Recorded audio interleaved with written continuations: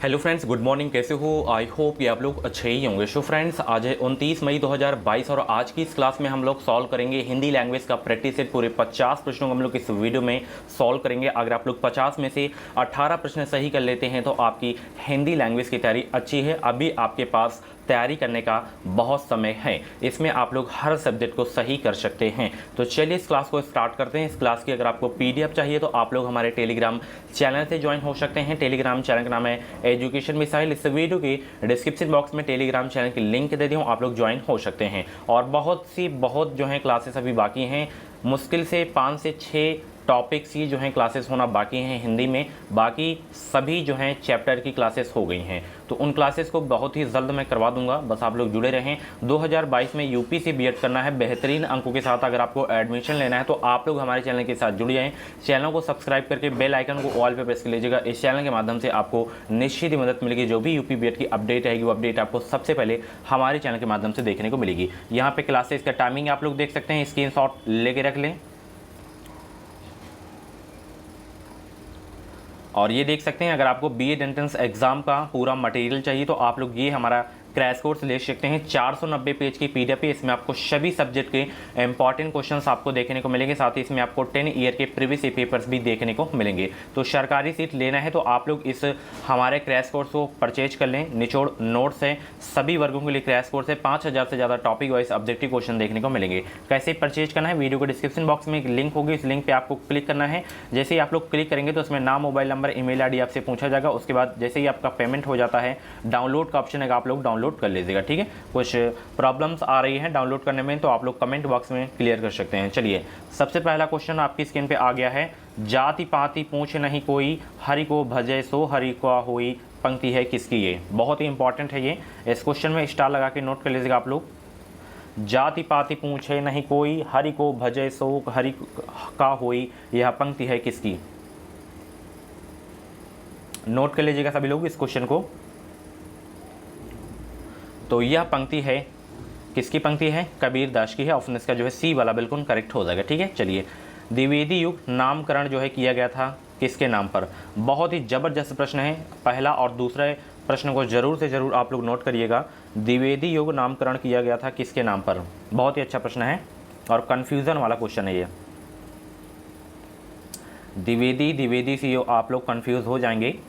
तो द्विवेदी युग का नामकरण किया गया था महावीर प्रसाद द्विवेदी के नाम पर। ठीक है, ज़्यादातर लोग आचार्य हजारी प्रसाद द्विवेदी लगा के आते हैं, तो गलत नहीं करना है। महावीर प्रसाद द्विवेदी के नाम पर द्विवेदी युग का नामकरण किया गया था। ऑप्शन इसका सी वाला बिल्कुल करेक्ट हो जाएगा। इसमें भी स्टार लगा दे रहा हूँ तो आप लोग नोट जरूर कर लीजिएगा। ठीक है, चलिए, लोक मंगल की भावना का सर्वश्रेष्ठ कवि इनमें से कौन है? ये भी बहुत ही अच्छा प्रश्न है। लोक मंगल की भावना का सर्वश्रेष्ठ कवि इनमें से कौन है? अगर आपको और भी क्लासेस देखनी है तो आप लोग प्ले लिस्ट में जाके देख सकते हैं। प्ले लिस्ट में आपको सभी सब्जेक्ट के इंपॉर्टेंट क्लासेस मिल जाएंगी। और जितने भी लोग क्लास को देख रहे हैं फटाफट वीडियो को लाइक कर देंगे, शेयर कर देंगे, दूसरों की हेल्प किया करें। तो लोक मंगल की भावना का सर्वश्रेष्ठ कवि इनमें से कौन है? गोस्वामी तुलसीदास है। ठीक है, ऑप्शन इसका बी वाला बिल्कुल करेक्ट हो जाएगा। चलिए, निम्नलिखित में से किस वाक्य में संप्रदान कारक है? जवाब देंगे, किस वाक्य में संप्रदान कारक है?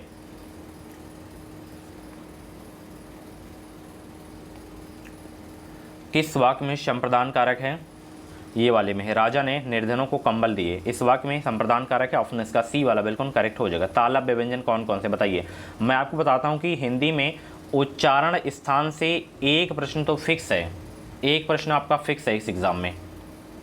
तालव्य व्यंजन बताइए कौन सा है? यहाँ पे सभी वर्ग, टा वर्ग है, ता वर्ग है, पा वर्ग है, चा वर्ग है। तो पा वर्ग का उच्चारण स्थान जो है ओष्ठ से होता है। टा वर्ग का किससे होता है? मूर्धन्य से होता है। और ये ता वर्ग का जो है दंत से होता है। चा वर्ग का उच्चारण स्थान किससे होता है? तालु से। तो तालव्य व्यंजन आपका यही है, चा, छा, जा, झा। ठीक है, चा वर्ग। ऑप्शन इसका जो है बी वाला बिल्कुल करेक्ट हो जाएगा। चारों वर्ग को मैं आपको बता दिया हूँ। ठीक है, चलिए, किस शब्द में ए स्वर नहीं है? इसका उच्चारण स्थान किससे होता है बताइए? इसका उच्चारण स्थान, ये वाले सा का उच्चारण स्थान किससे होता है? और ये वाले का बताइए, तीनों सा का बताइए उच्चारण स्थान किससे होता है? किस शब्द में ए स्वर नहीं है? जवाब देंगे सब लोग। 56 का राइट आंसर क्या हो जाएगा? किस शब्द में ए स्वर नहीं है?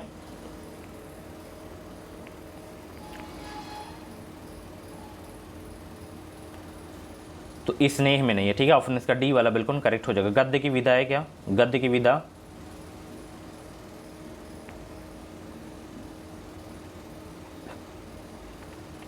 तो गद्य की विधा इसमें व्यंग्य भी है, निबंध भी है, लघु कथा भी, यानी कि ये सभी जो है गद्य की विधा है। ऑप्शन इसका डी वाला बिल्कुल करेक्ट हो जाएगा, ठीक है। चलिए, सभी को गुड मॉर्निंग, सभी लोग वीडियो को लाइक कर दें। चलिए, हिंदी साहित्य का सर्वश्रेष्ठ युग किसको माना जाता है? बहुत ही इंपॉर्टेंट क्वेश्चन है, स्टार लगा के नोट कर लीजिएगा। हिंदी साहित्य का सर्वश्रेष्ठ युग किसको माना जाता है? ये बहुत ही इंपॉर्टेंट क्वेश्चन है आपके एग्जाम के लिए। हिंदी साहित्य का सर्वश्रेष्ठ युग किसको माना जाता है? आधुनिक काल को माना जाता है हिंदी साहित्य का सर्वश्रेष्ठ युग। ऑप्शन इसका सी वाला बिल्कुल करेक्ट हो जाएगा, ठीक है। चलिए, पत्र के प्रकार हैं कौन कौन से? पत्र के प्रकार बताइए कौन कौन से हैं? पत्र के प्रकार हैं कौन कौन से?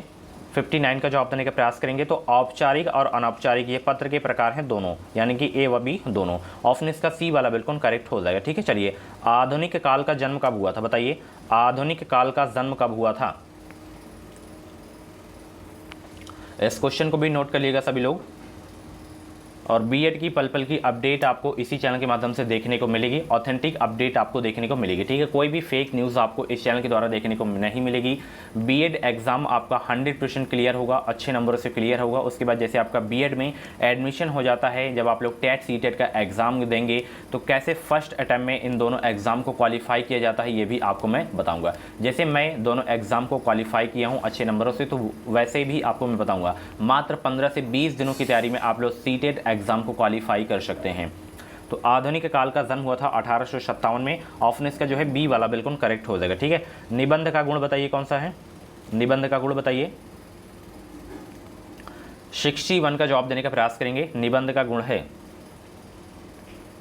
तो निबंध का गुण देखिए व्यक्तित्व की अभिव्यक्ति है, सहभागिता का आत्मीय या अनौपचारिक स्तर, यानी कि ए व बी दोनों निबंध के गुण है। ऑप्शन इसका सी वाला बिल्कुल करेक्ट हो जाएगा, ठीक है। चलिए, नेक्स्ट क्वेश्चन यहाँ पर देख सकते हैं, बहुवचन कहते हैं किसे? चारों ऑप्शन को पढ़िए फिर आप लोग बताइए। जल्दबाजी में आपको आंसर नहीं लगाना है, ठीक है। चारों ऑप्शन को पढ़ा करें। सबसे पहले प्रश्न को कम से कम 2 बार पढ़ें, अगर नहीं समझ में आ रहा है तो कम से कम 2 बार पढ़ें, और फिर ऑप्शन को अच्छे से पढ़ें। चारों ऑप्शन को पढ़ा करें, क्योंकि होता ये है कि ऑप्शन 4 ऑप्शन है, उसमें 2 का कई क्वेश्चंस ऐसे होते हैं गलत सही दिए रहते हैं। गलत सेलेक्ट करेंगे तब भी वो आप लोग मतलब सही रहता है। 2 उसी तरह के मतलब ऑप्शन दे देते हैं फंसाने के लिए। रीजनिंग के ऐसे क्वेश्चन होते हैं, आप लोग गलत तरीके से लगाएंगे तब भी उसका आंसर आएगा, और सही तरीके से लगाएंगे तब भी आंसर आएगा। तो जल्दबाजी में आपको क्वेश्चन नहीं सॉल्व करना है। तो बहुवचन मैं आपको बता दूं किसको कहते हैं। यहाँ पे देखिए, शब्द के जिस रूप से एक से अधिक व्यक्तियों या वस्तुओं को आदि का बोध हो उसे जो है बहुवचन कहते हैं, ठीक है। शब्द के जिस रूप से एक से अधिक व्यक्तियों या वस्तुओं आदि का बोध हो उसे क्या कहते हैं? बहुवचन कहते हैं, ठीक है। ऑप्शन डी वाला करेक्ट हो जाएगा। चलिए, कौन सा समूह जो है प्रश्नवाचक सर्वनामों का है? कौन सा समूह प्रश्नवाचक सर्वनामों का है? अगर वाक्य दे दिया जाए लास्ट में प्रश्नवाचक लगा रहे तो वो जो है आपको प्रश्नवाचक वाक्य होता है। तो प्रश्नवाचक सर्वनामों का है ये कौन, किसे, कब, क्योंकि यहाँ पे प्रश्न पूछा जा रहा है ना। ऑप्शन इसका जो है डी वाला बिल्कुल करेक्ट हो जाएगा, ठीक है। चलिए, जहाँ एक क्रिया के समाप्त होने के तुरंत बाद दूसरी पूर्ण क्रिया के होने का बोध होता है, जैसे दिनेश पढ़कर सोया, वहाँ पहली क्रिया को कहते हैं क्या? 64 का जवाब देने का प्रयास करेंगे सभी लोग। सभी को गुड मॉर्निंग। PDF आपको मिल जाएगी, सभी को मिल जाएगी फ्री में टेलीग्राम पे इस क्लास की। बाकी क्रैश कोर्स आपको वीडियो के डिस्क्रिप्शन बॉक्स में लिंक होगी, उससे आपको परचेज कर लेना है। तो वो पहली क्रिया को कहते हैं पूर्वकालिक क्रिया। ऑप्शन इसका जो है बी वाला बिल्कुल करेक्ट हो जाएगा, ठीक है। चलिए, एक पद वाक्यांश या उपवाक्य का संबंध दूसरे पर वाक्यांश या उपवाक्य में जोड़ने वाले अव्यय को कहते हैं क्या? एक पद वाक्यांश या उपवाक्य का संबंध दूसरे पर वाक्यांश या उपवाक्य में जोड़ने वाले अव्यय को क्या कहते हैं? उसे कहते हैं समुच्चय बोधक अव्यय। ऑप्शन इसका ए वाला बिल्कुल करेक्ट हो जाएगा, ठीक है। चलिए, कौन सा वर्ण जो है घोष नहीं है? बताइए। घोष, अघोष सब कुछ मैं पढ़ा चुका हूँ, बताइए कौन सा वर्ण जो है घोष नहीं है?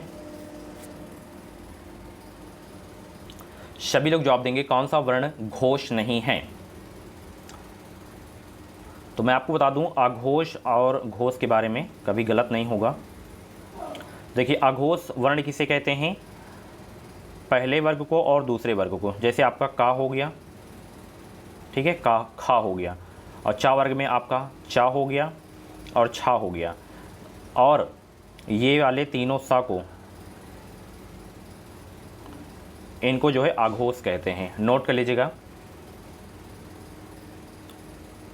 पहला वर्ण और दूसरा वर्ण आघोष कहलाता है और ये तीनों सा जो हैं अघोष कहलाते हैं। अब घोष किसे कहते हैं? घोष में नोट कर लीजिएगा, तीसरा वर्ण, चौथा वर्ण और पांचवा वर्ण, यानी कि गा हो गया, घा हो गया और अंगा हो गया। ऐसे ही चा वर्ग में, टा वर्ग में, ता वर्ग में, पा वर्ग में आप लोग लिख सकते हैं, और आ से लेके औ तक, ठीक है। और अंतः से व्यंजन या, रा, ला, वा, ये जो हैं घोष होते हैं, ठीक है। तो देखिए इसमें ए भी है, मैं आपको बताया ना, आ से लेके औ तक में सब जो वर्ण होते हैं वो घोष होते हैं, तो ए भी है इसमें। और देखिए इसमें छा आपका नहीं है, क्योंकि ये दूसरे में आता है ना, दूसरे वर्ण में आ रहा है ना ये, तो ये आपका जो है अघोष है। बाकी आ भी है और अंगा भी है, ठीक है। छा आपका जो है घोष नहीं है, ये अघोष है, ठीक है। चलिए समझ में आ गया। दिगंबर का सही संधि विच्छेद बताइए क्या है। ट्रिक से आप लोग याद रख सकते हैं 12 345 यानी कि पहला वर्ण और दूसरा वर्ण, तीसरा चौथा पांचवा वर्ण, इसे आघोष कहते हैं, इसे घोष कहते हैं। दिगंबर का सही संधि विच्छेद क्या हो जाएगा? दिक धन अंबर हो जाएगा। ऑप्शन इसका बी वाला बिल्कुल करेक्ट हो जाएगा। एक क्वेश्चन से आप लोगों से दिगंबर में कौन सी संधि है बताइए सभी लोग। चलिए गिरीश का संधि विच्छेद बताइए। गिरीश का संधि विच्छेद क्या हो जाएगा? 68 का जवाब देने का प्रयास करेंगे। और आज शाम को संधि की क्लास लूंगा, ठीक है, संधि की क्लास, उस क्लास को जरूर देखिएगा आप लोग। गिरीश का संधि विच्छेद क्या है? गिरि धन ईश, ठीक है। ऑप्शन इसका डी वाला बिल्कुल करेक्ट हो जाएगा। चलिए स्वर संधि के कुल कितने भेद हैं? स्वर संधि के कुल कितने भेद हैं? सभी लोग जवाब देने का प्रयास करेंगे। बहुत ही जबरदस्त ये प्रश्न है।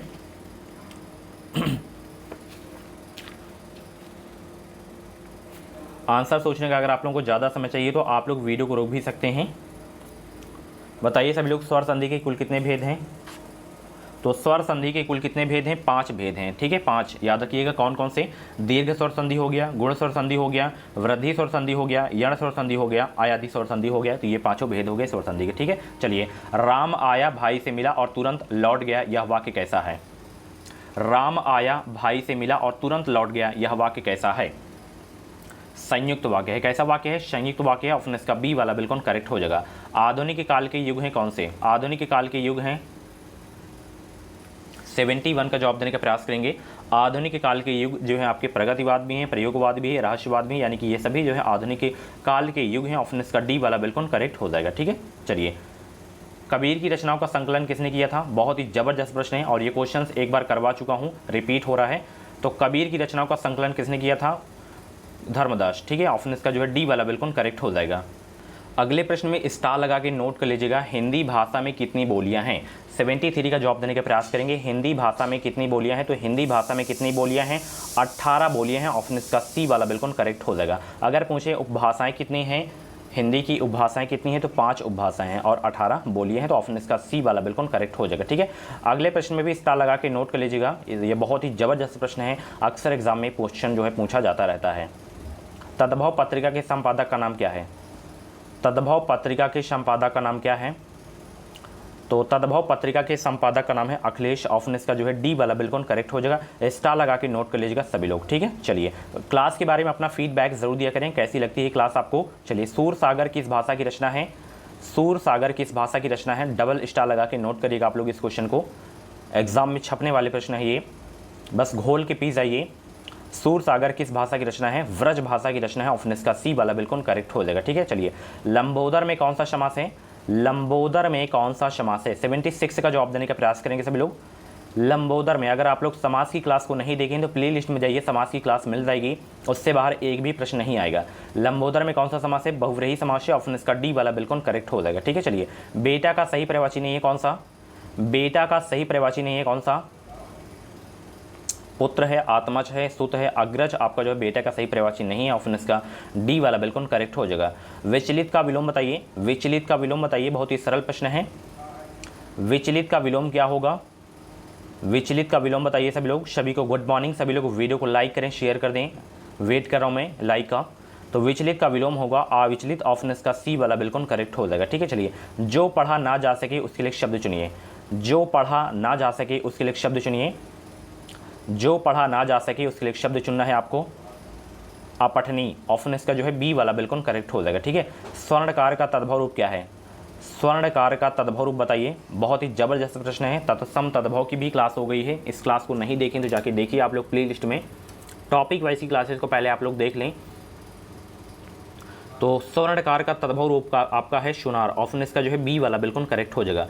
प्रति उपसर्ग किस शब्द में नहीं बताइए? प्रति उपसर्ग किस शब्द में नहीं है? तो प्रतिदिन में तो है ही है, प्रतिध्वनि में भी है, प्रतिनिधि में भी है, प्रतिभा में प्रति उपसर्ग नहीं है। ऑप्शन इसका डी वाला बिल्कुल करेक्ट हो जाएगा। ठीक है, अध्यक्ष शब्द में उपसर्ग बताइए। अध्यक्ष शब्द में उपसर्ग बताइए। 82 का जवाब देने का प्रयास करेंगे। अध्यक्ष शब्द में उपसर्ग बताइए। 82 का क्या हो जाएगा राइट आंसर? सभी लोग जवाब देंगे अध्यक्ष शब्द में उपसर्ग है। तो इसका जब हम संधि विच्छेद करेंगे तो अधि धन क्या होगा? अक्ष होगा। तो इसमें अधि आपका उपसर्ग हो गया। ऑप्शन इसका ए वाला बिल्कुल करेक्ट हो गया। ठीक है, चलिए कष्ट का अर्थ क्या है? कष्ट का अर्थ बताइए। 83 का जवाब देने का प्रयास करेंगे सभी लोग। कष्ट का अर्थ क्या है? तो कष्ट का अर्थ इसमें आपका है दुख। ठीक है, ऑप्शन इसका सी वाला बिल्कुल करेक्ट हो जाएगा। चलिए कंगाली में आटा गीला कहावत का अर्थ क्या है? सभी लोग जवाब देंगे। कंगाली में आटा गीला कहावत का अर्थ क्या है? कंगाली में आटा गीला कहावत का अर्थ क्या है? तो इस कहावत का अर्थ है कि मुसीबत पर मुसीबत आना। यही कंगाली में आटा गीला कहावत का अर्थ है, मुसीबत पर मुसीबत आना। ऑप्शन इसका ए वाला बिल्कुल करेक्ट हो जाएगा। चलिए इसमें आप लोग बताइए कौन सा जो है शुद्ध वर्तनी वाला शब्द है? शुद्ध वर्तनी वाला शब्द का चयन करना है आपको इसमें। तो जागृत जो है शुद्ध वर्तनी वाला शब्द है। ऑप्शन इसका सी वाला बिल्कुल करेक्ट हो जाएगा। दिए गए प्रश्न के 4 विकल्पों में से सही वाक्य का चयन करना है। चारों वाक्यों को आप लोग पढ़िए, फिर आप लोग बताइए सही वाक्य कौन सा है। चारों वाक्यों को पढ़िए आप लोग, फिर बताइए कौन सा वाक्य सही है। तो इसमें ये वाला, तुम्हारा यह कहना मेरे लिए बड़ी बात होगी, ये वाक्य आपका बिल्कुल सही वाक्य है। ऑप्शन इसका बी वाला बिल्कुल करेक्ट हो जाएगा। ठीक है, चलिए प्रिय वस्तु के नाश के कारण उत्पन्न होने वाले चित्त की व्याकुलता कहलाती है क्या? मतलब इसमें कौन सा रस है? प्रिय वस्तु के नाश के कारण उत्पन्न होने वाले चित्त की व्याकुलता कहलाती है क्या? करुण रस कहलाती है। ऑप्शन इसका जो है सी वाला बिल्कुल करेक्ट हो जाएगा। विषम मात्रिक छंद है कौन सा? बताइए विषम मात्रिक छंद है कौन सा?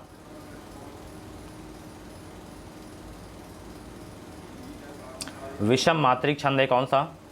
कुंडलिया। ऑप्शन इसका जो है डी वाला बिल्कुल करेक्ट हो जाएगा। चारु चंद्र की चंचल किरणें खेल रही जलथल में अलंकार है कौन सा?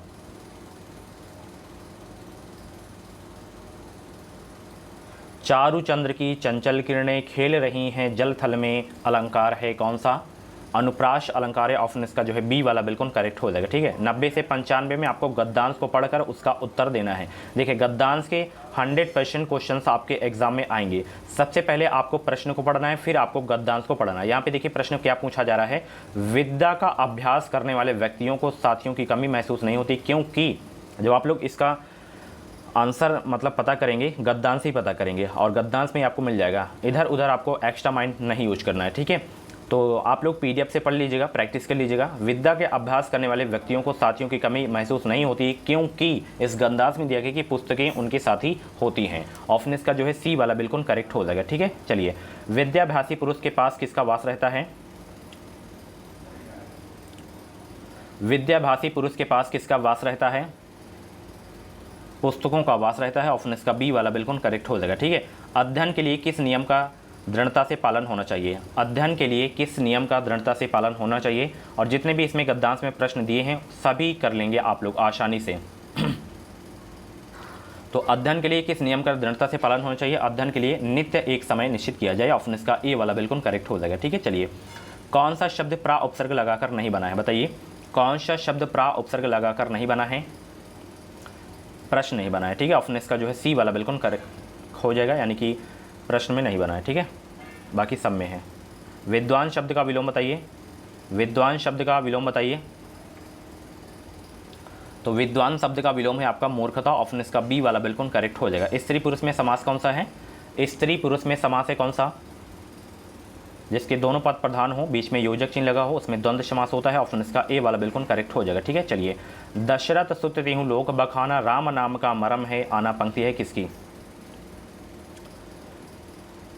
दशरथ सुत तिहु लोक बखाना राम नाम का मरम है, आना पंक्ति है किसकी है? तुलसीदास की ये पंक्ति है। ऑप्शन इसका डी वाला बिल्कुल करेक्ट हो जाएगा। ठीक है, जाति पाति पूछे नहीं कोई, हरि को भजे सो कही, हरि का पंक्ति है कबीर की है, अभी मैंने करा दिया क्वेश्चन, सबसे पहला क्वेश्चन ही था। कीर्ति कला किस कवि की रचना है? कीर्ति कला किस कवि की रचना है? विद्यापति की है, ऑप्शन इसका बी वाला बिल्कुल करेक्ट हो जाएगा। ठीक है, रीतिकाल के कवि हैं कौन? रीतिकाल के कवि हैं कौन? 99 का जवाब देने का प्रयास करेंगे। बंसी हंसराज रीतिकाल के कवि हैं, ऑप्शन इसका ए वाला बिल्कुल करेक्ट हो जाएगा। लास्ट क्वेश्चन, भारतेंदु जी की जो है काव्य में कितनी शैलियों का दर्शन मिलता है? भारतेंदु जी के काव्य में कितनी शैलियों का दर्शन मिलता है? तो 4 शैलियों का दर्शन मिलता है, ऑप्शन इसका बी वाला बिल्कुल करेक्ट हो जाएगा। ठीक है, सो फ्रेंड्स ये थे हिंदी लैंग्वेज के टॉप 50 क्वेश्चंस। इन 50 क्वेश्चंस में से आपके जितने भी क्वेश्चंस करेक्ट हुए हो तो आप लोग अपना नाम स्कोर कमेंट बॉक्स में जरूर देगा। और ऐसी क्लासेस देखने के लिए आप लोग हमारे चैनल से जुड़ जाएं, चैनल को सब्सक्राइब करके बेल आइकन को ऑल पे प्रेस कर लीजिएगा। जो भी यूपी बीएड की अपडेट है, वो अपडेट आपको सबसे पहले हमारे चैनल के माध्यम से देखने को मिलेगी। तो मिलते हैं अगली क्लास पे। इस क्लास को शेयर करिएगा और लाइक करिएगा, क्लास हेल्पफुल लगी हो तो। और चैनल से जितने भी लोग नए हैं सब्सक्राइब कर लेंगे, आगे भी आपको इसी तरह की क्लासेस मिलती रहेंगी। और जो भी बीएड की अपडेट्स आएंगी वो अपडेट्स आपको भी सबसे पहले हमारे चैनल के माध्यम से देखने को मिलेगी। Thank you so much. PDF आपको मिल जाएगी टेलीग्राम चैनल पे। स्कोर जरूर बताइएगा आप लोग।